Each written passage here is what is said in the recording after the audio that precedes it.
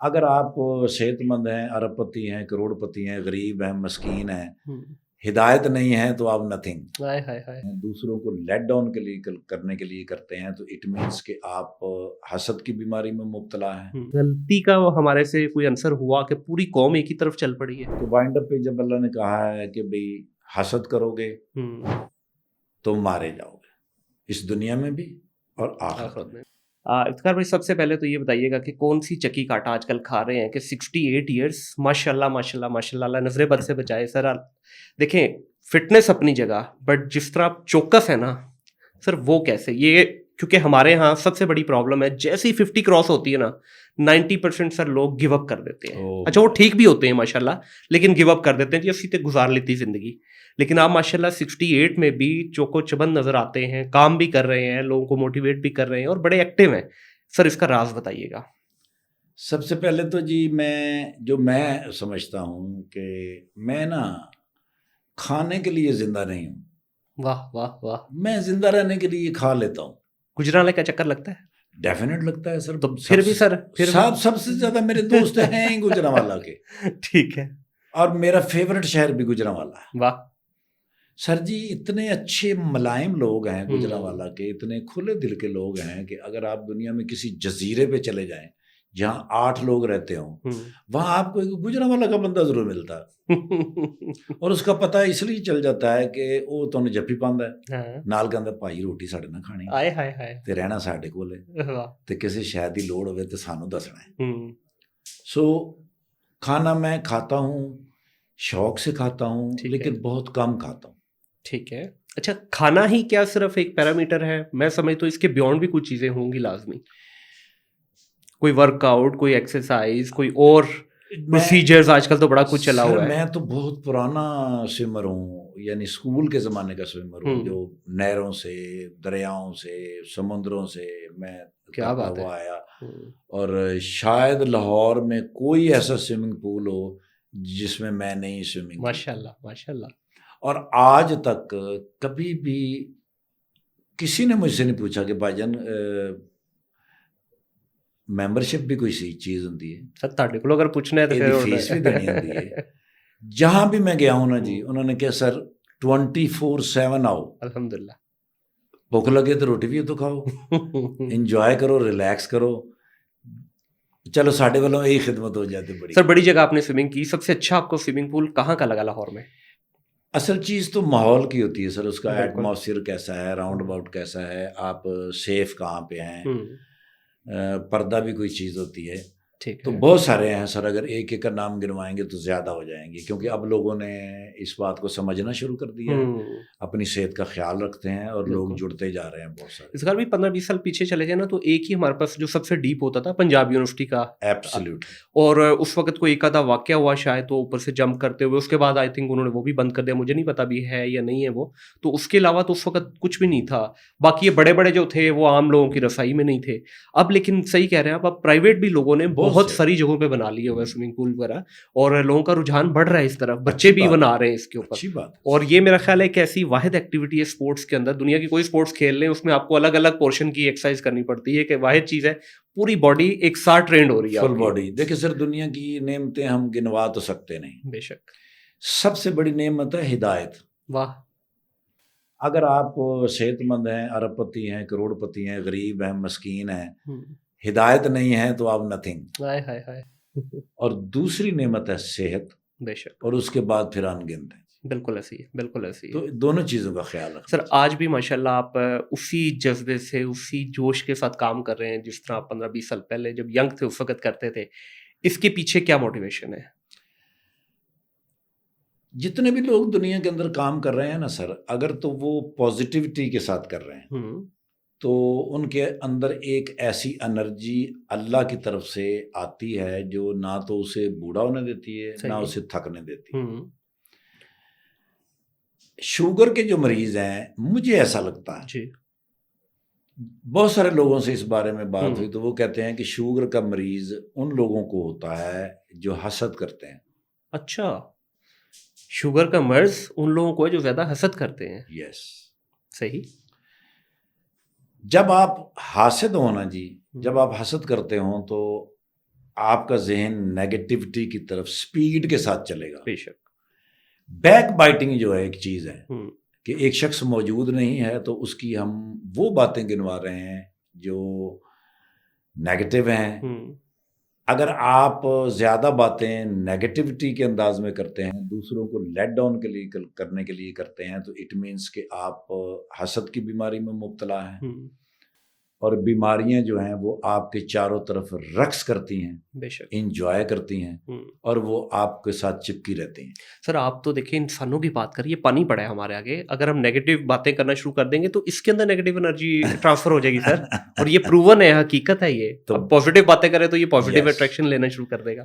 یہ جو brain haemorrhage ہے اس کے بارے میں بھی، بلڈ پریشر کے بارے میں بھی، ہارٹ اٹیک کے بارے میں بھی، کینسر کے بارے میں بھی، یہ حتمی فیصلہ بزرگوں نے کیا ہے کہ یہ وہ لوگ کرتے ہیں جو دوسرے اللہ کے بنائے ہوئے انسان کے بارے میں نیگیٹو باتیں کرتے ہیں، سوچ اور اپروچ رکھتے ہیں. ان کے گرد بیماریاں رقص کرتی ہیں، انجوائے کرتی ہیں، اور اس کو اپنا دوست سمجھتی ہیں اور اس کے ساتھ چمٹی رہتی ہیں. افتخار بھائی آپ کی اس تھیوری کے مطابق تو پاکستان میں 25 کروڑ لگ بھگ لوگ ہیں، میرا نہیں خیال کو بچا ہوا ہے. ہم تو بڑے شوق سے ہم نے یہ چیزیں اپنے ساتھ اٹیچ کی ہوئی ہیں. یہاں تو کسی دوسرے کو خوش دیکھ کے یہ depression, anxiety, blood pressure, heart attack, sugar, یہ ساری جو چیزیں ہیں یہاں تو ہم نے اٹریکٹ کی ہوئی ہیں. اگر کوئی بچتا بھی ہے نا تو کوشش ہوتی ہے اس کے ارد گرد کے لوگوں کی، یار انہوں بھی لوگوں بچ ہے کہ بچ گیا ہے. تو سر یہ وجہ کیا ہے، کیوں ہمیں یہ لگ گئی، کہاں سے لگ گئی؟ ہمارا دین تو یہ چیز ہمیں سکھاتا ہے کہ یار ہر ایک کے لیے خوش ہو. کہیں نیگیٹیوٹی کے بارے میں اٹریکشن نہیں دی گئی دین میں، کہیں پہ ہمارے دین نے ہمیں یہ مذہب نے یہ نہیں سکھایا کہ ہم کسی کے بارے میں برا جانیں. ہر جگہ پہ اس کے اگینسٹ لکھا گیا. تو یہ سر کہاں پہ ایسا غلطی کا ہمارے سے کوئی عنصر ہوا کہ پوری قوم ایک ہی طرف چل پڑی ہے؟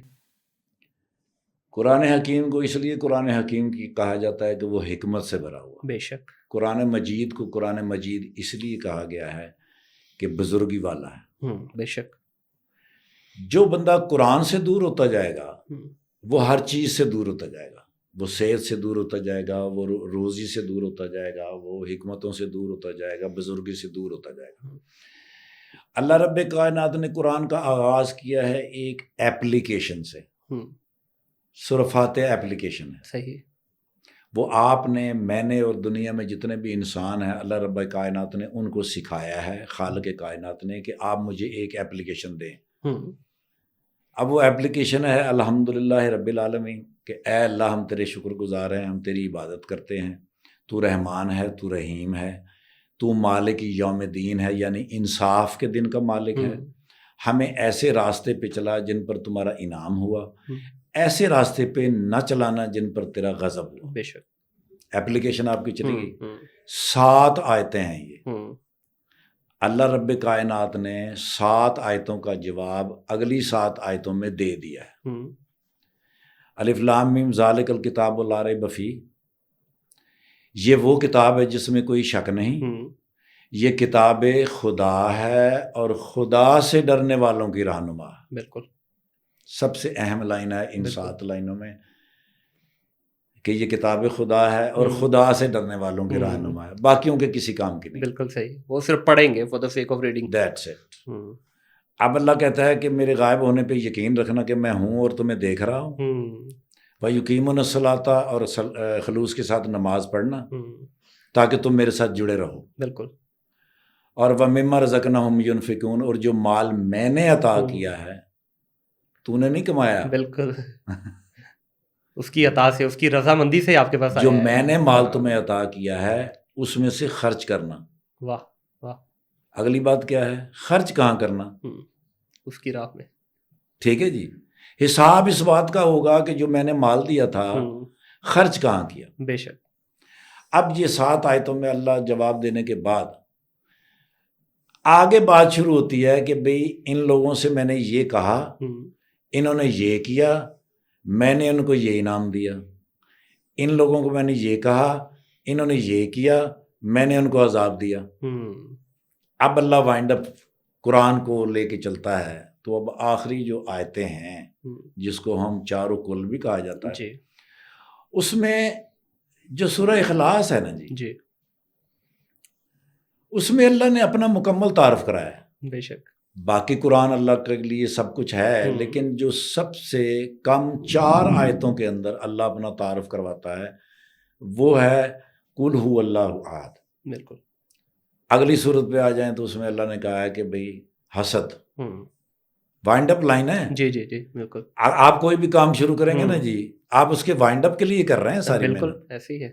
تو وائنڈ اپ پہ جب اللہ نے کہا ہے کہ بھئی حسد کرو گے تو مارے جاؤ گے، اس دنیا میں بھی اور آخرت میں بھی، کیونکہ جب آپ کے اندر حسد آئے گا آپ وہ سب کچھ کر جائیں گے جس سے سامنے والے کو نقصان پہنچے گا، بالکل، اور تمہیں کوئی فائدہ نہیں پہنچے گا۔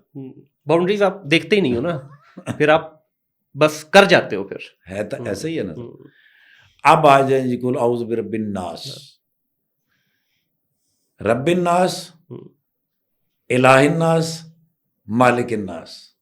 اللہ نے اپنے تینوں درجے بتائے، اور میرے رب نے کہا کہ جو کچھ میں نے تمہیں قرآن میں پڑھایا ہے، سکھایا ہے، اگر تمہارے دل میں اس کے بارے میں وسوسہ پیدا ہو گیا،